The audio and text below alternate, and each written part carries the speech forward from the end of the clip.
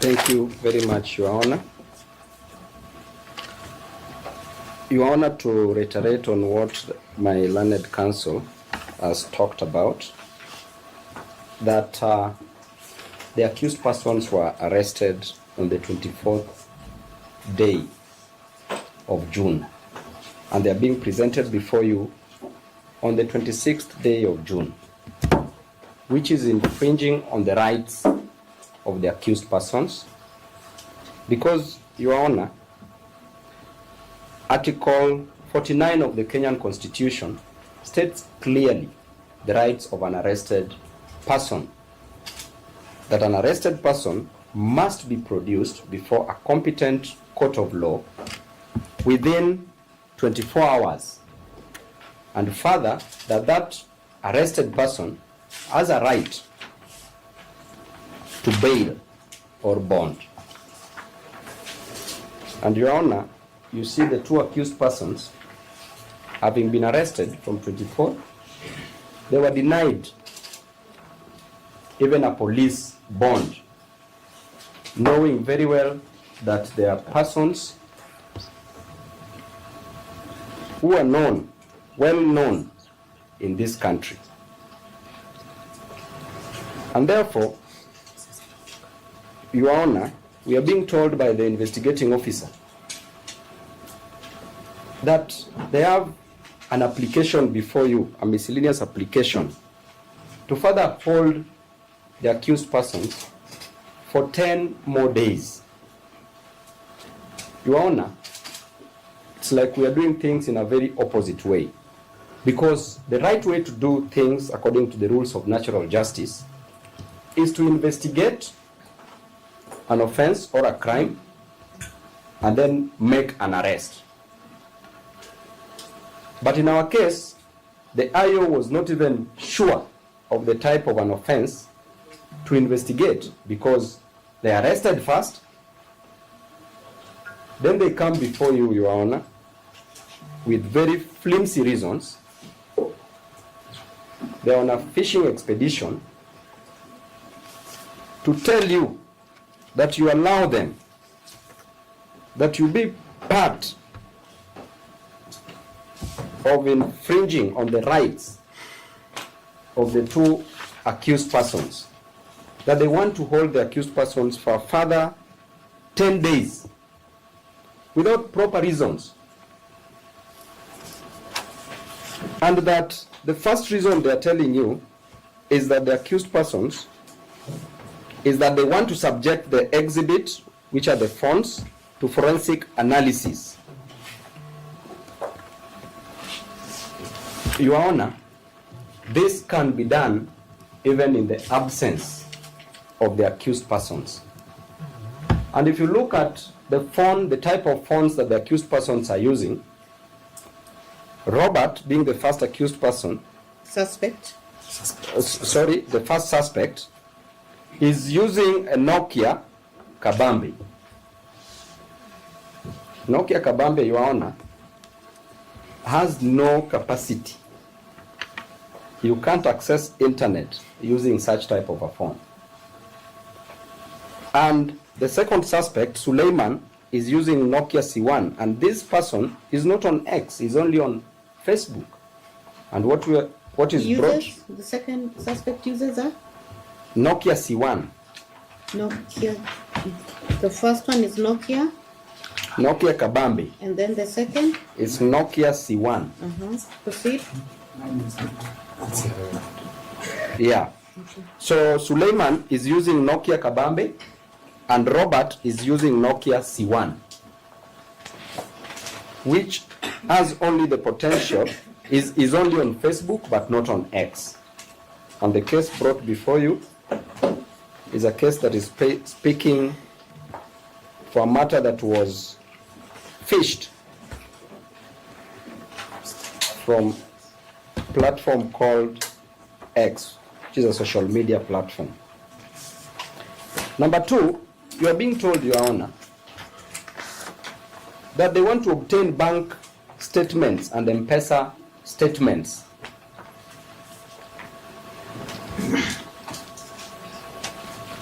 Which, Your Honor, can be obtained by the IO even in the absence of the two suspects.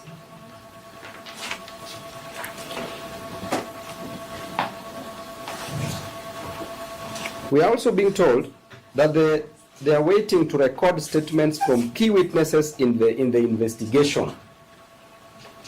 Your Honor, since when? Because we ought to have assumed that they've finished with their investigation, they are bringing a proper case before you. And they want the suspects to be present when they are recording statements from key witnesses.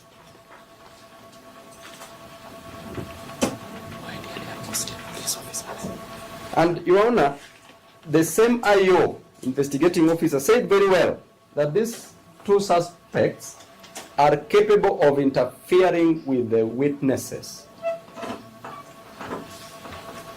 And the witnesses that we always have in such cases, Your Honor, are always police officers. So we ask ourselves, Your Honor, that the other day, there's a suspect who was arrested in a police cell. Albert Ojuang was arrested, put in a police cell, and is alleged that he was killed by a police officer. And therefore, Your Honor, if we leave these two suspects in the hands of the police officers, they are dangerous people, because they are supposed to protect life and property, and it is alleged that they took life and property.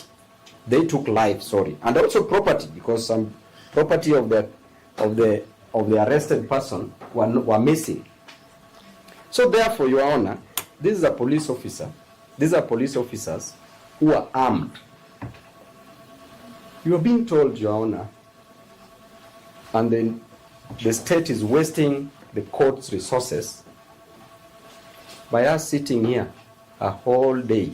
You are being told that these two gentlemen can interfere with police officers who are custodians of guns. And even if they were capable, which they are not, we have witness protection that can take care of this. And they are not proving the compelling reasons why the suspect should be held for a further 10 days. And Judge Ibrahim, as he was then called, in a case of the Republic versus Danson Ngunya and another, in 2010, described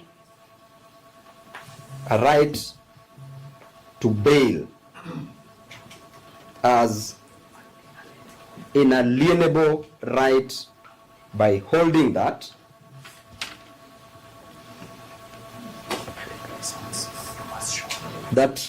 for you to prove compelling reasons, you must show that there is exceptional circumstance. In the case of the two suspects, there is none. Or unusual. This is a very usual case, which to some point was also declared unconstitutional, depending on how they will prove their case. And ordinary circumstances, and extraordinary circumstances, sorry, which is strong, rousing, interest, attention, conviction. None of this, Your Honor,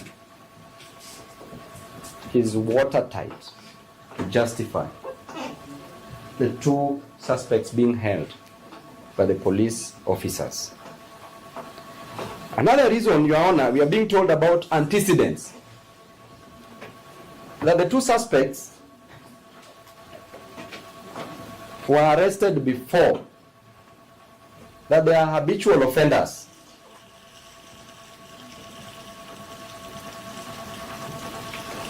Your Honor, you know very well that every case must be treated with its own facts and merits. And even if they were convicted, which they were not, in the previous offenses, which they don't have, they've never been arrested, then it means that they already served. They already dealt with that case. And this is a fresh case that is before you, Your Honor.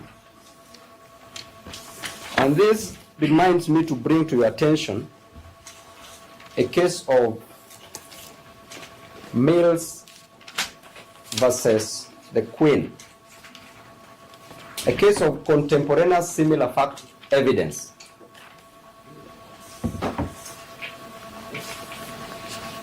That Mills used to commit an offense, used to murder children in a bathtub and bury them around the house. Mills was arrested, charged with murder, served. Then another time, Your Honor, Mills... Do you have the citation? Or you will provide I will it? produce, I will provide it, but it is common law, Your Honor. Common law precedent. The common law precedents. So, Your Honor, to drive my point home, there's a time that somebody else killed in a similar way, but the authority went for Mills, arrested Mills, charged with murder, was convicted. But on appeal, it was found that it is not Mills who killed, or he was wrongly charged for that matter. So therefore, antecedents does not apply here. Another reason that we could be told that the two suspects are flight risks. Your Honor, the officers, police officers, arrested the two suspects from their houses, which means that they are aware, they know that they have a fixed abode.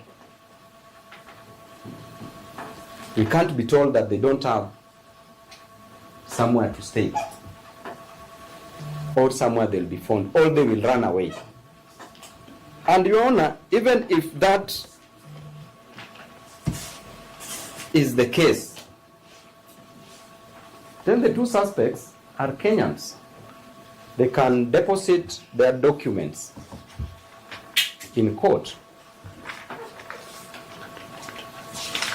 or they can report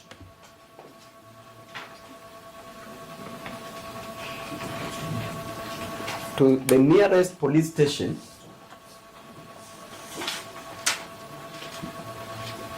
depending on the direction that the court may deem fit. Therefore, Your Honor, as I finish, I want to say that this application, the IO is on a fishing expedition. The application is vexatious. It is lame. It is flimsy. It is limping. And it is an abuse of the court process. Thank you, Your Honor. And I request the court to release the suspects on a free bond